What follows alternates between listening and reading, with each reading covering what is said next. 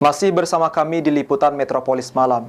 Agar tidak terjadi lagi banjir di wilayah Kecamatan Talang Kelapa, pemerintah Kabupaten Banyuasin melalui Dinas Pekerjaan Umum Penataan Ruang Kabupaten Banyuasin melakukan normalisasi Sungai Gasing sepanjang 2,9 km. Ibrahim, STMMBA, Siswa Engineering, dan juga Kepala OPD mendampingi. Agar tidak terjadi lagi banjir di wilayah Kecamatan Talang Kelapa, Kabupaten Banyuasin, tepatnya di Kelurahan Tanah Mas, hingga Kelurahan Sukajadi, pemerintah Kabupaten Banyuasin melalui Dinas Pekerjaan Umum Penataan Ruang Kabupaten Banyuasin melakukan normalisasi Sungai Gasing sepanjang 2,9 km. Normalisasi Sungai Gasing ini langsung dilakukan secara simbolis oleh penjabat Bupati Banyuasin, Hani Syopia Rustam, didampingi Sekda Banyuasin Erwin Ibrahim dan PLT Kadis PUPR Banyuasin Apriansyah.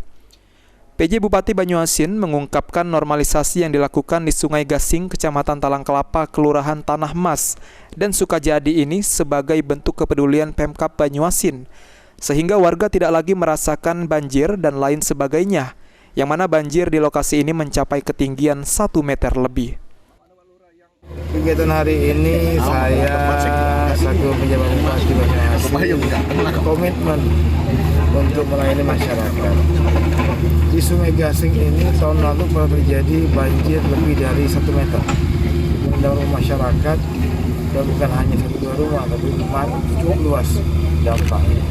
Mudah-mudahan niat kami di Pemkab Banyuasin untuk normalisasi sungai dapat terwujud, dan insya Allah juga dapat minimalisir, dan semoga juga bukan hanya minimalisir tapi menghilangkan kejadian berulang banjir di pinggir Sungai Gasing hingga ke arah Sukajadi.